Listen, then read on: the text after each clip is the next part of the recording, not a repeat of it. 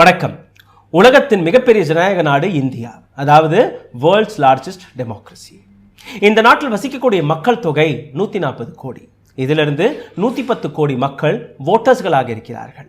உங்களுடைய ஒவ்வொரு ஓட்டும் இந்த நாட்டிற்கான மிக முக்கியமான பொறுப்பில் யார் அமர வேண்டும் என்கிற அந்த முடிவை எடுத்து வருகிறது. டெமோக்ரஸிக்கான அர்த்தம் என்ன? ராஜா காலம் போய், ஜமீன்தார் காலம் போய், இதற்கு மேல் பிரஜைதான் ராஜா என்கிற அந்த அதிகாரத்தை இந்த நாட்டு கான்ஸ்டிடியூஷன் 1950ஆம் ஆண்டு உங்கள் கையில் ஒப்படைத்தது. அதற்காக ஒரு கான்ஸ்டிடியூஷனல் பாடியும் அமைக்கப்பட்டது. அதுதான் எலெக்ஷன் கமிஷன் ஆஃப் இந்தியா. இந்த நாட்டில் நேர் வழியாக எந்த விதமான பாரபட்சமும் அல்லாமல் மக்கள் பக்கம் நிற்கக்கூடிய ஒரு அமைப்பு தான் எலெக்ஷன் கமிஷன் ஆஃப் இந்தியா. மக்கள் யாரை தேர்வு செய்கிறார்களோ அந்த நபர் தான் அந்த பதவியில் வர வேண்டும், அல்ல என்றால் வரக்கூடாது.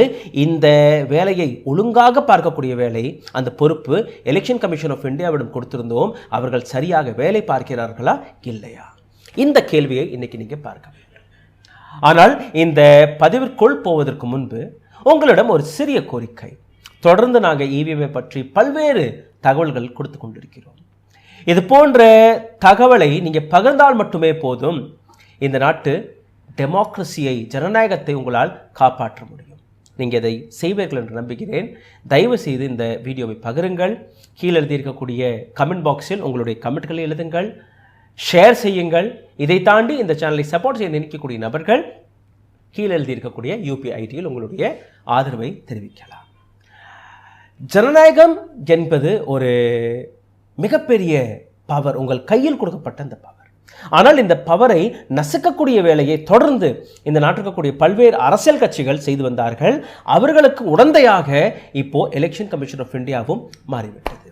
அனைத்துமே சட்டத்தின் கையில். இவிஎம் பற்றின ஒரு விளக்கத்தை கேட்டாலே போதும் எலெக்ஷன் கமிஷன் ஆஃப் இந்தியா ஓடி ஒளிந்து போகிறது. இந்த நாட்டில் இருக்கக்கூடிய ஆளும் கட்சியிடம், ஆளும் கட்சி மீது இருக்கக்கூடிய பல்வேறு குற்றச்சாட்டுகள் ஒரு புறம், இவிஎம் மீது இருக்கக்கூடிய பல்வேறு சந்தேகங்கள் ஒரு புறம், மக்களாகிய நீங்கள் எங்களுக்கு இவிஎம் மீது எந்த விதமான நம்பிக்கையும் இல்லை என்று கூறிய பின் கூட எதற்காக அரசாங்கம், எதற்காக எலெக்ஷன் கமிஷன் ஆஃப் இந்தியா எந்த விதமான பதிலும் கொடுப்பதல்ல.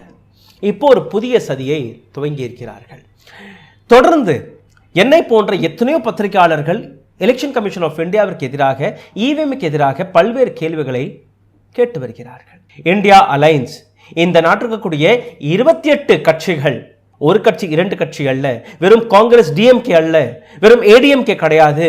இந்த நாட்டில் இருக்கக்கூடிய 28 கட்சிகள் ஒன்றாக இணைந்து இவிஎம்க்கு எதிராக கேள்விகளை கேட்ட பின் கூட எலெக்ஷன் கமிஷன் ஆஃப் இந்தியா எந்த விதமான விளக்கத்தையும் கொடுக்காமல் நழுவி கொண்டிருக்கிறது. எங்கள் போன்ற பத்திரிகையாளர்கள் ஒவ்வொரு நாளும் ரீசர்ச் செய்து ஆதாரப்பூர்வமாக உங்களிடம் ஒவ்வொரு வீடியோவும் கொண்டு வரும்போது இவர்கள் செய்யக்கூடிய சதியை நீங்கள் இன்னைக்கு புரிந்து கொள்ள வேண்டும். நாங்கள் போடக்கூடிய எந்த வீடியோவாக இருக்கட்டும், ஃபேஸ்புக், யூடியூப், ட்விட்டர், இன்ஸ்டாகிராம், எங்கே நீங்கள் இவிஎம் பற்றி எந்த கேள்வி எழுப்பினாலோ, எந்த வீடியோவை போட்டாலோ நேரடியாக கீழே நீங்கள் பார்த்தீர்கள்னா ஒரு மெசேஜ் வருகிறது, கண்டெஸ்ட் என்கிற மெசேஜ். யார் இந்த மெசேஜை போடுகிறது? நேரடியாக எலெக்ஷன் கமிஷன் ஆஃப் இந்தியா. இந்த இன்ஸ்ட்ரக்ஷனை யார் கொடுத்தது? மோடி அண்ட் ஷா.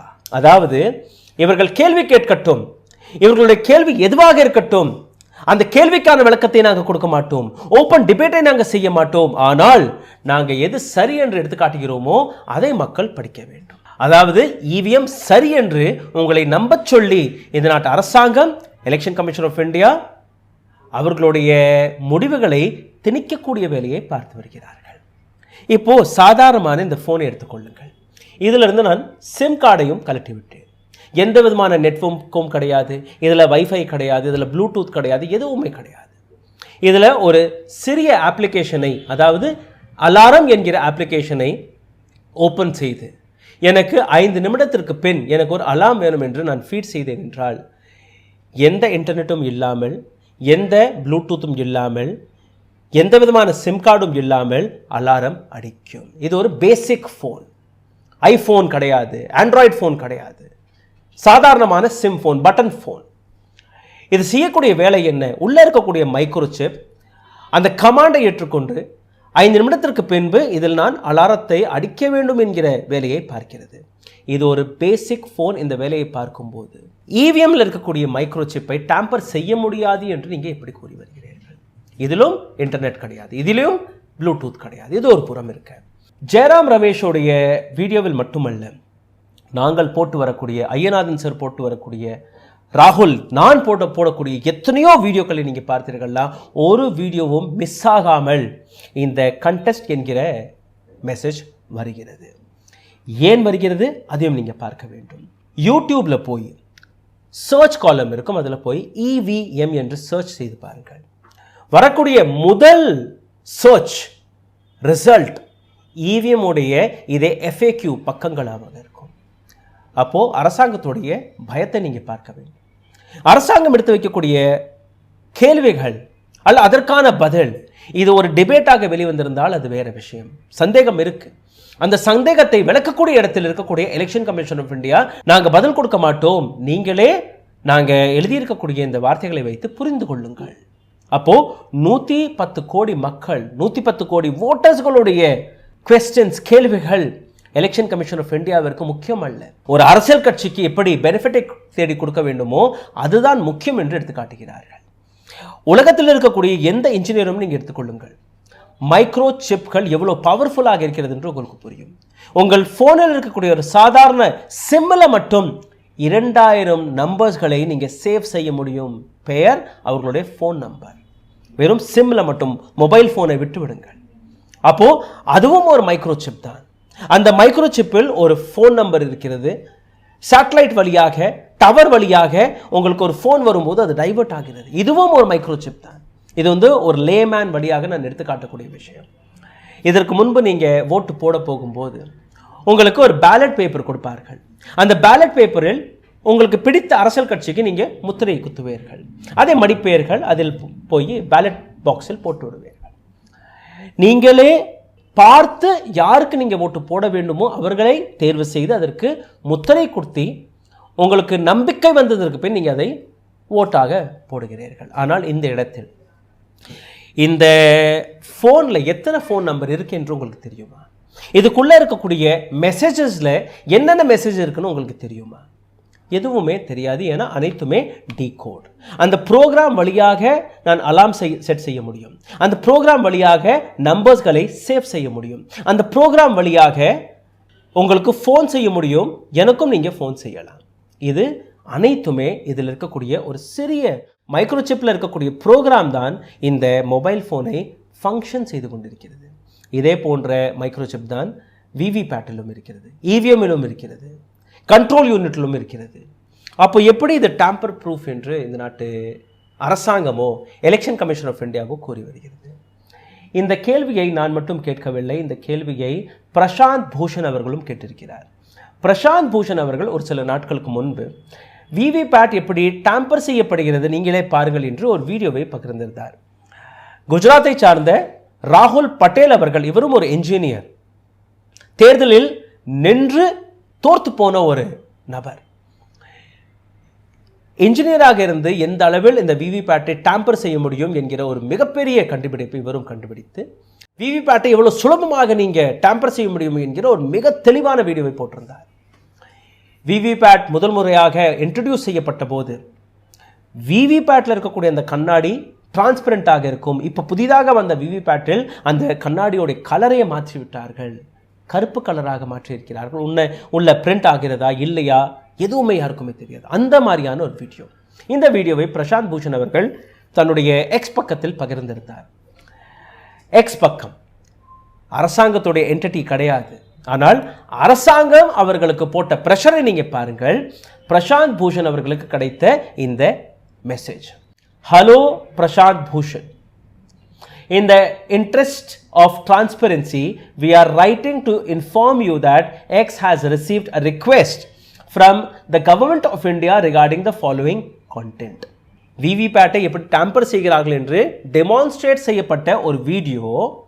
அந்த வீடியோவிற்கு எதிராக இந்த நாட்டு அரசாங்கம் நேரடியாக எக்ஸ் பக்கத்திற்கு ஒரு கடிதத்தை எழுதியிருக்கிறது. இந்த மாதிரி இந்த நபர் இந்த வீடியோவை போட்டிருக்கிறார், உடனடியாக இதை நீக்குங்கள், பயத்தை பாருங்கள், அந்த பதற்றத்தை பாருங்கள்.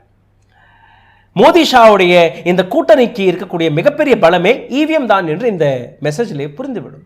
இவிஎம் இல்லை என்றால் இவர்களால் எதுவுமே செய்ய முடியாது, எங்கேயுமே இவர்களால் வெல்ல முடியாது என்கிற இந்த பயத்தால் இப்போ எங்கெல்லாம் இந்த கேள்விகள் எழுப்புகிறதோ அந்த கேள்விகளை அடக்க வேண்டும், முடக்க வேண்டும், அந்த வீடியோக்களை டிலீட் செய்ய வேண்டும் என்கிற அந்த வேலையை இந்த நாட்டு அரசாங்கம் பார்க்க தொடங்கிவிட்டது. As X strongly believes in defending and respecting the voice of our users, it is our policy to notify our users if receive a legal request from an authorized entity such as law enforcement or the government agency to remove content from their account. We provide notice whether or not the user lives in the country where the request is originated. This page provides more information. கீழே ஒரு link. X பக்கத்தில் நாங்கள் உங்கள் அனைவருக்குமே சுதந்திரத்தை கொடுக்கிறோம். இது போன்ற என்ஃபோர்ஸ்மெண்ட் ஏஜென்சிகள் அரசாங்க வழியாக எங்களிடம் ரிப்போர்ட் வரும்போது எங்களுடைய யூசர்ஸ்களுக்கு நாங்கள் அந்த தகவலை பகிர்கிறோம்.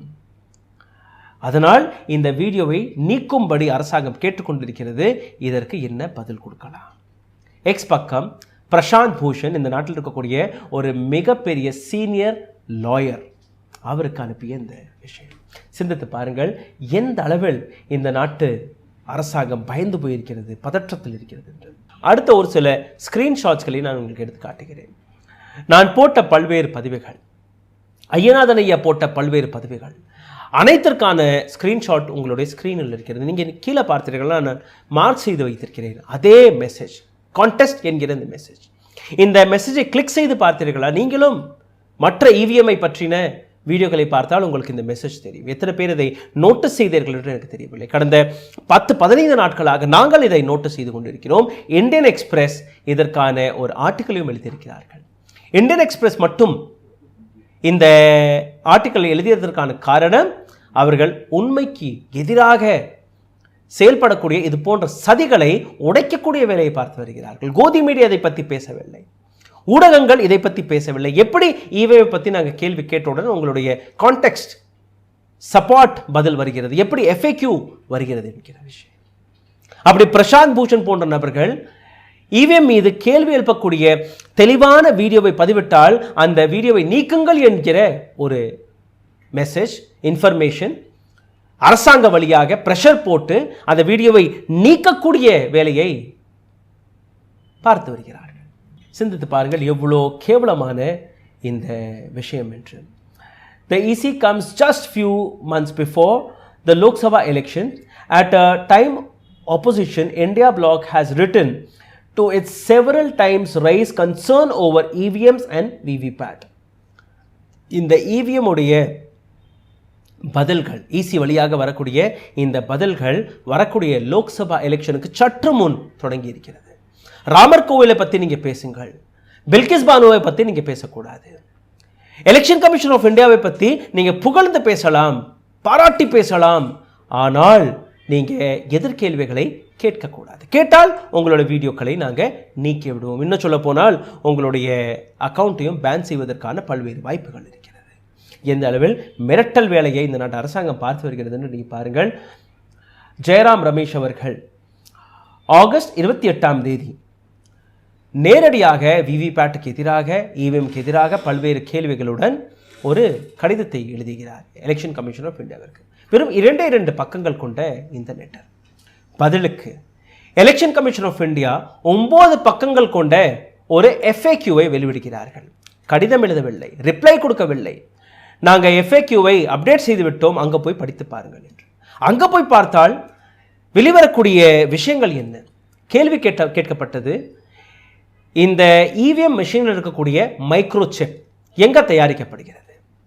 இந்தியாவில் நிச்சயமாக தயாரிக்கப்படவில்லை. அப்போ வெளிநாட்டிலிருந்து நீங்கள் இம்போர்ட் செய்கிறீர்கள், அமெரிக்காவிலிருந்து இந்தியாவிற்கு வருகிறது. அப்போ அங்கிருந்து வரக்கூடிய அந்த மைக்ரோசிப்பில் எந்த விதமான ப்ரோக்ராம் இருக்கிறது என்கிற அந்த கேள்விக்கான விளக்கத்தை இதுவரை எலெக்ஷன் கமிஷன் ஆஃப் இந்தியா கொடுக்கவில்லை. எந்த ப்ரோக்ராம் அதில் இருக்கிறது என்கிற விஷயம் பப்ளிக் டொமைனில் இருக்க வேண்டும் என்கிற இந்த கோரிக்கையும் இந்த பதிவில் எழுதப்பட்டது. ஆனால் எந்த விதமான பதிலும் நாங்கள் கொடுக்க மாட்டோம். இது டேம்பர் ப்ரூஃப் என்று நீங்கள் கூறுகிறீர்களே, அது எப்படி டேம்பர் ப்ரூஃப் இல்லை என்கிறது நீங்கள் விளக்கவில்லை. எப்படி இதில் எந்த விதமான ப்ரோக்ராம் போட முடியாது என்று நீங்கள் எழுதவில்லை. நான் சாதாரணமான ஒரு ஃபோனை வைத்து உங்களுக்கு ஒரு உதாரணத்தை எடுத்து காட்டினேன். அதாவது நீங்கள் ஒரு அலாரமை செட் செய்யும் போது அந்த அலாரம் எந்த விதமான நெட்வொர்க்கும் இல்லாமல், எந்த விதமான சிம் கார்டும் இல்லாமல் ஒரு ப்ரோக்ராம் வழியாக அதே குறிப்பிட்ட நேரத்திற்கு எப்படி அடிக்கிறது. இன்னும் சொல்ல போனால் உங்கள் வீட்டில் இருக்கக்கூடிய ஒரு சாதாரண அலாம் கிளாக்கை எடுத்துக்கொள்ளுங்கள். அதிலும் நீங்கள் எந்த நேரத்தை செட் செய்கிறீர்களோ அந்த நேரத்தில் அது அடிக்கும். அதுதான் இங்கே இருக்கக்கூடிய மெக்கானிசம்.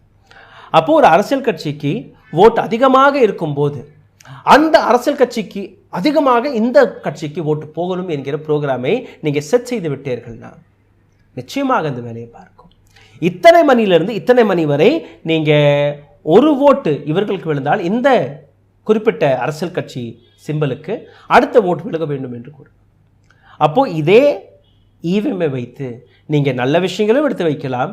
நீங்கள் இதே இவிஎம்ஐ வைத்து கெடுதலான தவறான தேர்தலையும் நடத்தலாம். ஆனால் இதற்கான விளக்கத்தை கொடுக்காமல் இது போன்ற FAQ லிங்க்ஸ்களை இந்த நாட்டு எலெக்ஷன் கமிஷன் ஆஃப் இந்தியா எங்கள் வீடியோக்கள் வழியாக உங்கள் மீது திணிக்க பார்க்கிறது. நிச்சயமாக அவர்கள் பதில் கொடுக்க வேண்டும், எங்களோட கேள்விகளுக்கான பதில் கொடுக்க வேண்டும். ஆனால் இந்த முறையில் இவர்கள் கொடுக்கக்கூடாது. நேரடியாக உங்களிடம் என்ன ஆதாரம் இருக்கிறது? நிச்சயமாக எங்களிடம் ஆதாரம் இருக்கிறது. ஒவ்வொரு ஆதாரத்தையும் நாங்கள் ஒவ்வொரு நாளும் உங்களுக்கு முன் எடுத்து வைத்துக் கொண்டிருக்கிறோம். பார்த்தீர்கள்னா citizens commission on election report on EVM and VVPAT, இதில் தெளிவாக எழுதப்பட்ட பல்வேறு விஷயங்களை தொடர்ந்து இரண்டாவது பாகமும் நீங்கள் நேற்று பார்த்திருப்பீர்கள். நாளைக்கு இன்னொரு பாகம் வரப்போகிறது. ஆனால் இந்த காகிதத்திற்கான அர்த்தத்தை நீங்கள் புரிந்து கொள்ள வேண்டும். 11 பக்கங்கள் கொண்ட இந்த ரிப்போர்ட் சாதாரணமாக எழுதப்படவில்லை. இதற்கு மேல் என்ன எவிடன்ஸ் தேவை என்றும் எனக்கு புரியவில்லை. மதன் லாக்கூர், வஜாஹத் ஹபிபுல்லா, ஹரி பர்னாமன், அருண் குமார், சுபஷீஷ் பானர்ஜி, பமேலா பிலிப்பீஸ், ஜான் தயால், சுந்தர் புரா, MG தேவசகாயம் ஏப்ரல் 8, 2021 EVM-இல் எந்த அளவில் குளறுபடிகள் இருக்கிறது, இந்த அளவில் EVM-ஐ தவறாக பயன்படுத்தி வருகிறார்கள் என்கிற அனைத்து கேள்விகளையும் தெளிவாக ஒரு ரிப்போர்ட் வடிவமாக எடுத்து காட்டியிருந்தார்கள். ஆனால் இதுவரை இந்த காகிதத்திற்கான எந்த விதமான பதில் விளக்கமும் இந்த நாட்டு அரசாங்கம் கொடுக்கவில்லை. எதற்கான பதிலை கொடுக்கிறார்கள்? நாங்கள் கேட்கக்கூடிய ஒவ்வொரு கேள்விக்கும் கீழே EVM-ற்கான ஒரு FAQ பதில். இதே காகிதத்தின் 2வது பேஜை நான் உங்களுக்கு எடுத்துக்காட்ட ஆசைப்படுகிறேன். ரொம்பவே சிம்பிளான ஒரு விஷயம். இந்த படத்தை நீங்கள் பாருங்கள். அரசாங்கம் கூறுவது எந்த விதமான கனெக்ஷனும் இல்லாமல் நேரடியாக மக்கள் பார்வையில் ரொம்பவே டிரான்ஸ்பரண்ட் முறையாக எலெக்ஷன் கமிஷன் ஆஃப் இந்தியா இந்த தேர்தல்களை நடத்தி வருகிறது. பேலட் பேப்பரில் நீங்கள் யாருக்கு முத்திரை குத்துறீர்களோ உங்களுக்கு தெரியும். சாதாரணமாக எந்த விதமான டெக்னாலஜியும் இல்லாமல் ஒரு படிக்காத நபர் கூட அவரால் புரிந்து கொள்ள முடியும் எந்த கட்சி முத்திரைக்கு நீங்கள் முத்திரை குத்தி இருக்கிறீர்கள், ஓட்டு போட்டிருக்கிறீர்கள். இப்போ இந்த மேப்பை பாருங்கள். நீங்கள் ஓட்டு போட போகும்போது உங்களுக்கு முன் இருக்கக்கூடிய 2 மிஷின்கள், ஒரு பக்கம் EVM, இன்னொரு பக்கம் VVPAT. இப்போ EVM-இல் நீங்கள் யாருக்கு ஓட்டு போட்டிருக்கிறீர்களோ அந்த ரெக்கார்ட் இந்த EVM மிஷினில் வருகிறதா? உங்களுக்கு தெரிகிறதா? உங்களுக்கு சிட்டை கிடைக்கிறதா? இவருக்கு தான் நான் ஓட்டு போட்டேன், இவருக்கு தான் அந்த ஓட்டு போட்டிருக்கிறேன் என்கிற அந்த ஆதாரம் ஏதாவது கிடைக்கிறதா? ஆமாம், நாங்கள் கொடுக்குறோம். பக்கத்தில் இருக்கக்கூடிய VVPAT-இல் அந்த 7 நொடிகளுக்கான ஒரு லைட் எரியும். அந்த லைட்டுக்குள்ள ஒரு சிட்டை இருக்கும். அந்த சிட்டையை நீங்கள் பார்த்து கொள்ளுங்கள். வெறும் 7 நொடிகளுக்கு ஒரு லைட் எரிகிறது. அந்த லைட்டுக்கு பின்னாடி நீங்கள் போட்ட சிம்பல் வருகிறது. ஆனால் அந்த லைட் ஆஃப் ஆன உடனேயே அங்கே இருந்த ஒரு டிரான்ஸ்பரண்டான கண்ணாடி உள்ள என்ன நடக்கிறதுன்னு நீங்கள் பார்க்கலாம். இதற்கு முன்னாடி இருந்த VVPAT-இல் இப்போ பார்க்க முடியாது. உள்ள பிரிண்ட் ஆகிறதா இல்லையா, மீண்டும் ஒரு முறை அதே ஃபோட்டோவை காட்டிவிட்டதா, அனைத்துமே ப்ரோக்ராமபிள். அதை மறைத்திருக்கிறார். இது உங்களுடைய ஒரு கேள்வி. நிச்சயமாக எலெக்ஷன் கமிஷன் ஆஃப் இந்தியா அவர்கள் மீது தவறில்லை என்றால் காட்டலாம். எங்கள் போன்ற பத்திரிகையாளர்களை கூப்பிட்டு வைத்து இப்படித்தான் இருக்கிறது, சந்தேகப்படாதீர்கள் என்று நீங்கள் எடுத்து வைக்கலாம். ஆனால் இதுவரை செய்யவில்லை. சரி, எங்கே போய் ரெக்கார்ட் ஆகிறது? பக்கத்தில் இருக்கக்கூடிய 2 மிஷின்ஸ்களை நீங்கள் பாருங்கள்.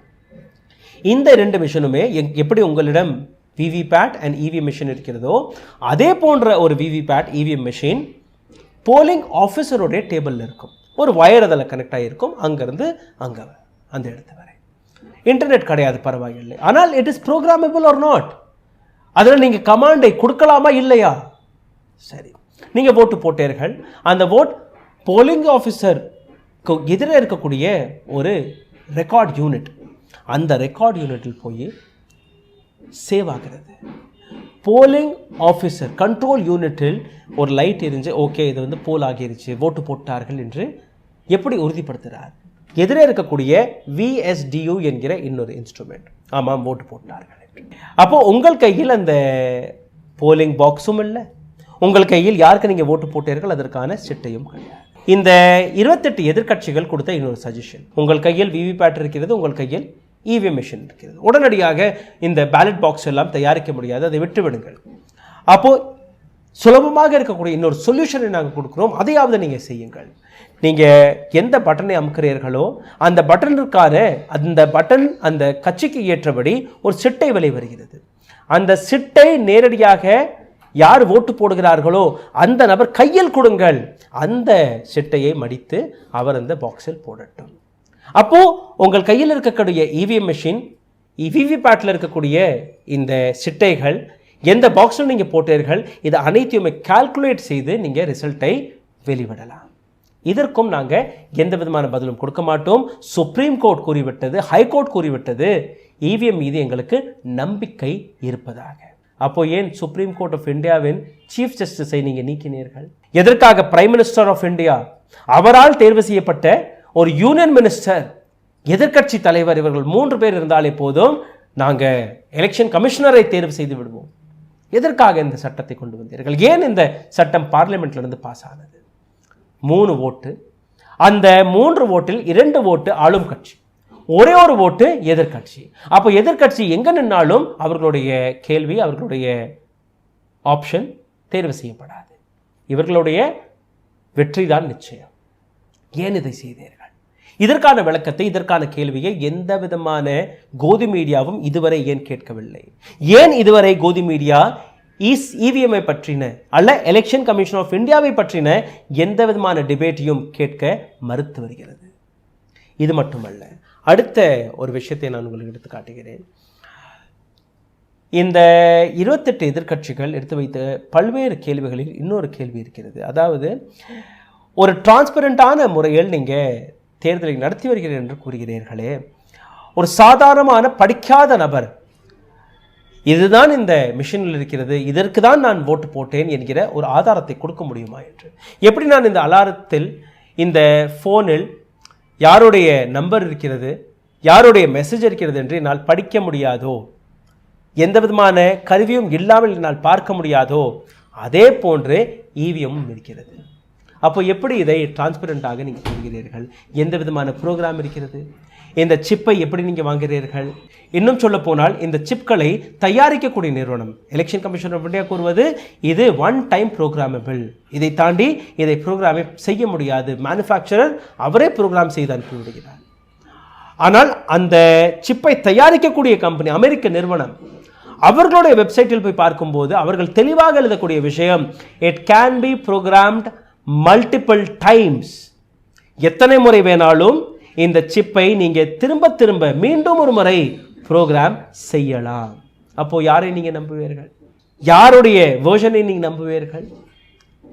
எதற்காக எலெக்ஷன் கமிஷன் ஆஃப் இந்தியா இது போன்ற கேள்விகளை எழுப்பக்கூடாது என்று முயற்சி எடுத்து வருகிறது?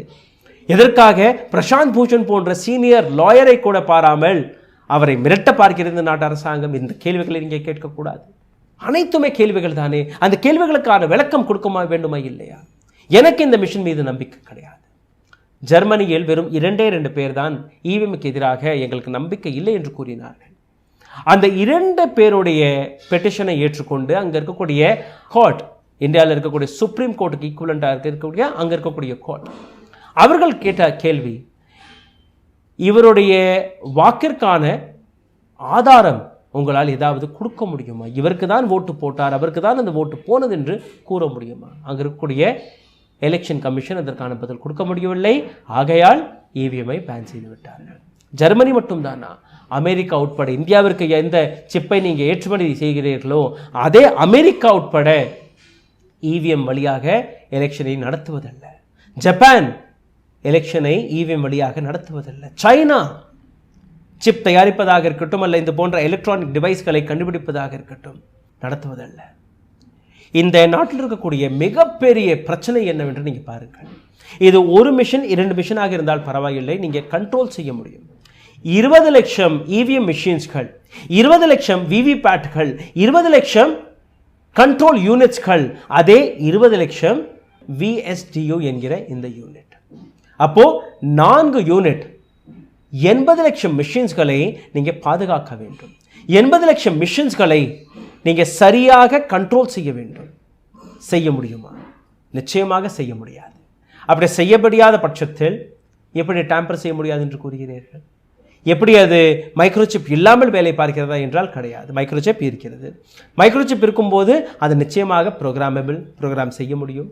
ப்ரோக்ராம் செய்ய முடியும் என்றால் அதில் எந்த விதமான கமாண்டையும் கொடுத்து அந்த கமாண்டருக்கு ஏற்றபடி அந்த மிஷனை செயல்படுத்த முடியும்.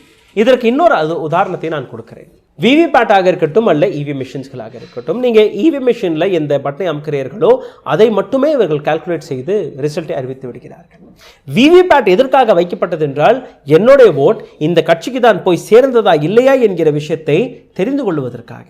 ஆனால் விவிபேட்டில் வரக்கூடிய அந்த சிட்டைகளை எங்கேயுமே எண்ணுவதும் அல்ல, அந்த நபர் கையில் கொடுப்பதும் அல்ல. அப்போ அதற்கான வேலை என்ன? வெறும் மக்களை ஏமாற்றுவதற்காக, கண் தொடைப்பிற்காக மட்டுமே அந்த விவிபேட்டை வைத்திருக்கிறார்கள். எதிர்க்கட்சிகள் கேட்பது என்ன? விவிபேட், இவி மிஷின் இரண்டிலுமே என்ன நம்பர் வருகிறது, ரெண்டுமே சேர்த்து பாருங்கள், அதற்கு மேல் அதற்கான ரிசல்ட்டை கொடுங்கள். இது உங்களால் செய்ய முடியவில்லை. அப்போ ஏன் அந்த கேள்விகள் எழும்பக்கூடாது என்கிற அடுத்த கேள்வி இருக்கிறது. இவிஎம் மிஷின்ஸ்கள் உலகத்தில் இருக்கக்கூடிய அனைத்து நாடுகளுமே பல்வேறு ரிசர்ச்களை செய்ததற்கு பின் அதை பாய்காட் செய்ததற்கான பல்வேறு காரணங்கள் இருக்கு. இதில் மிக முக்கியமான காரணம், இது டிரான்ஸ்பரண்ட் கிடையாது. ஒரு லேமேன், ஒரு படிக்காத நபரால் இதை புரிந்து கொள்ள முடியாது. இதற்குள்ள இருக்கக்கூடிய டெக்னாலஜி புரிந்து கொள்ள முடியாது. இப்போ 2000 ஃபோன் நம்பர்ஸ்களை நான் உங்களுக்கு எடுத்து சொன்னால் ஒரு நோட் புக் தேவைப்படும் உங்களுக்கு ஒவ்வொன்றாக அந்த நம்பர்ஸ்களை எழுதுவதற்கு. அதே நேரத்தில் ஒரு மைக்ரோசிப்பில் இந்த 2000 நம்பர்களை ஸ்டோர் செய்வதென்றால் எந்த விதமான நோட் புக்கும் தேவையில்லை, பேனா பென்சில் தேவையில்லை. அந்த சிறிய சாதாரணமான சிப்பில் அனைத்துமே சேவ் ஆகிவிடும். ஆனால் உங்களால் அது பார்க்க முடியும் என்றால் முடியாது. அதற்கு தேவைப்படக்கூடிய கருவிதான் இது போன்ற மொபைல் ஃபோன், இது போன்ற சாதாரணமான ஃபோன். இதை வைத்து தான் அதை நீங்கள் டீகோடே செய்ய முடியும். அது போன்றுதான் இவிஎம்மில் இருக்கக்கூடிய vote யாருக்கு போய் சேர்ந்தது, எப்படி போய் சேர்ந்தது என்கிற அந்த விஷயத்தை பார்ப்பதற்காக ஒரு கருவி தேவைப்படுகிறது. ஆனால் ஒரு சரியான டெமோக்ரஸி, எந்த விதமான படிப்பறிவும் இல்லாத நபரால் கூட நீங்க போட்ட ஓட்டிற்கான ஆதாரம் உங்களுடைய கண்ணால் பார்த்து உணர்ந்து நீங்க போட வேண்டும் என்று தான் கூறி வருகிறார்கள் எலெக்ஷன் கமிஷன் ஆஃப் இந்தியா. ஏன் இதை புரிந்து கொள்ள முடியவில்லை? இன்னைக்கு நேற்று கிடையாது, 2004ஆம் ஆண்டிலிருந்து அந்த கேள்வி வெளிவருகிறது. லால் கிருஷ்ண அத்வானி இன்னைக்கு எந்த அரசியல் கட்சி இருக்கிறதோ அதே அரசியல் கட்சியை சார்ந்த மிக மூத்த தலைவர் லால் கிருஷ்ண அத்வானி அவரே நேரடியாக சுப்ரீம் கோர்ட்டுடைய கதவுகளை தட்டினார். இது சரியான சிஸ்டம் கிடையாது என்று. இன்னைக்கு அதே அரசியல் கட்சி ஜிப் லாக்ட் இருக்கிறது. ஜப்பான் சுற்றுலா போன போது சுப்பிரமணியம் சுவாமி நேரடியாக இந்த சிப் தயாரிக்கக்கூடிய கம்பெனியை விசிட் செய்திருக்கிறார். அங்கு போய் அந்த அனைத்தையுமே பார்த்ததற்கு பின் அந்த கம்பெனி உரிமையாளரிடம் போய் கேட்டிருக்கிறார், உங்களுடைய நாட்டில் நீங்கள் இவிஎம்ஐ பயன்படுத்துகிறீர்களா? எங்கள் நாட்டில் நாங்கள் இவிஎம்ஐ பயன்படுத்துவதில்லை என்று பதில் கொடுத்திருக்கிறார். ஏன்? என்ன விதமான முட்டாள்தனமான கேள்வி! இது ஒரு மைக்ரோசிப் சார். இதை எப்படி வேணாலும் நீங்க ப்ரோக்ராம் செய்யலாம். இந்த சிப் எப்படி வேணாலும் டேம்பர் செய்ய முடியும். அதனால் நாங்கள் எங்கள் நாட்டில் இந்த சிப்ஸ்களை பயன்படுத்துவதல்ல, இவி மிஷின்ஸ்களை பயன்படுத்துவதல்ல. நல்ல விஷயங்களுக்கு இதை நாங்கள் பயன்படுத்துகிறோம், இது போன்ற டெமோக்ராட்டிக் விஷயங்களுக்கு நாங்கள் பயன்படுத்துவதில்லை என்று மிகவும் தெளிவாக கூறியிருந்தார்கள். அதை அவர் இங்கே இந்தியாவிற்கு வந்து கூறிய பின் கூட யாருமே இவர்களுடைய அரசியல் கட்சியே கேட்கவில்லை. இன்னைக்கும் அதே கேள்விதான். ஏன் எலெக்ஷன் கமிஷன் ஆஃப் இந்தியா, ஏன் இந்த நாட்டு அரசாங்கம் இந்த அளவில் பயந்து போயிருக்கிறது?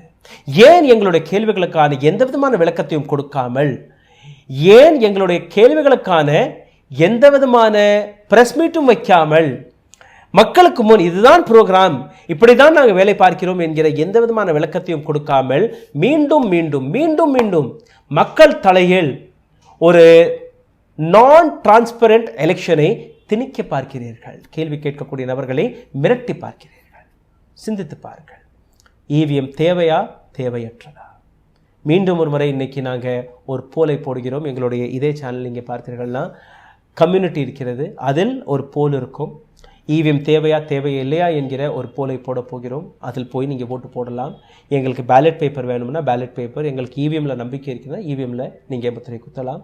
அதே போன்று ஃபேஸ்புக் இருக்கிறது, அதே போன்று ட்விட்டர் இருக்கிறது, இன்ஸ்டாகிராம் இருக்கிறது. இங்கேயும் இந்த போல் போகிறது. தயவு செய்து உங்களுடைய முடிவுகளை எடுத்து காட்டுங்கள். ஏன்னா இது போன்ற போல் ரிசல்ட்ஸ்களை எலெக்ஷன் கமிஷன் ஆஃப் இந்தியாவிடம் நாங்கள் அனுப்ப போகிறோம். மக்களுடைய முடிவு எந்த அளவில் இருக்கிறது என்கிற விஷயம் அனைத்து நபர்களுக்குமே தெரிய வேண்டும். இந்த வேலையை நீங்கள் தயவு செய்து செய்யுங்கள். இந்த வீடியோவை பகிருங்கள். ஒவ்வொரு நாளும் ஒரு ரிஸ்க் எடுத்துக்கொண்டு, ஒரு மிகப்பெரிய ரிஸ்க் எடுத்துக்கொண்டு இது போன்ற வீடியோக்களை நாங்கள் பதிவிட்டு வருகிறோம். ப்ரெஷர் இருக்கிறது, அரசாங்க வழியாக ப்ரெஷர் இருக்கிறது, எலெக்ஷன் கமிஷன் ஆஃப் இந்தியா வழியாக எங்களுக்கு ப்ரெஷர் இருக்கிறது. அனைத்தையுமே மீறி 7 ஆண்டுகள் 8 ஆண்டுகள் ஆகிவிட்டது இந்த சேனலை உருவாக்கி. இந்த சேனலுடைய ரிஸ்கை கூட தாண்டி உங்களுக்காக நாங்கள் இந்த வேலையை பார்த்து கொண்டு இருக்கிறோம். இதற்கான ஒரே ஒரு காரணம், ஜனநாயகத்தை காப்பாற்றி தீர வேண்டும். இந்த முறை இந்த ஜனநாயகத்தை நீங்கள் நழுவ விட்டு விட்டீர்கள்னா, இந்த முறை டெமோக்ரஸி நாம் கையை விட்டு போய்விட்டதென்றால் டெமோக்ரஸியை மறந்து விடுங்கள். உங்களுடைய உரிமைகளை மறந்து விடுங்கள். உங்களுடைய ஓட்டுரிமையை மறந்துவிடுங்கள். மீண்டும் ஒரு முறை ராஜா காலம் வந்துவிடும். சேவகன் ராஜாவாக மாறிவிடுவார். ராஜாவான பிரஜை மீண்டும் ஒரு முறை அடிமைகளாக மாறிவிடும். அடிமைகளாக மாற தயாராக இருக்கிறீர்களா? 200 ஆண்டுகள் வெள்ளையர்கள் அவளை ஆண்டார்கள். மீண்டும் ஒரு முறை அதே போன்ற ஒரு கொள்கையை வைத்து ஒரு அரசாங்கம் உங்களை முடக்க பார்க்கிறது.